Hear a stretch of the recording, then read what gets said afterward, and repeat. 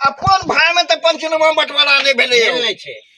हाँ दोसर के बात कहब सुनिए, सब सारा फ्रॉड है सब। आपको तब उस टाइम कष्ट हो रहा था ना, जो हम बताए, देखिए सामने बोल रहे हैं ना उतना बात हम लोग अपन दरवाजा के जमीन बेच दल के बिना बटले। हाँ मालूम था नहीं मालूम था बेच दिया है, कामत बेच दिया है, सहमत बेच दिलकै। हाँ और ओकरा से पहले वो खद्दा पोखर बेच दिया है। कैसे बेच दिया? लेने वाला कैसा है? कैसे ले लिया? हम लोग यहाँ का आदमी है, हम लोग यहाँ का जन्मीन आदमी है, हम लोग को जानकारी क्या हम लोग नहीं ले सकते हैं 1-2 बीघा जमीन। यही लिए तुम्हें पकड़े छे 5 किलोमीटर दूर के लोग के ना। तो समस्या तो इहो छे। आ ई जे छे पूर्व मुखिया ए गांव के बैठले मालक चोट के नहीं जेबे। वो तो कन्हे घुसियाल है, तो कहते हम आबे ने प्यार में छिए। बुझलो? आबे मालक चोट आबे। ये सारा कहानी जितना बात हम आपको सब बताए, बोलिए देख लीजिए, हम बता रहे हैं ना।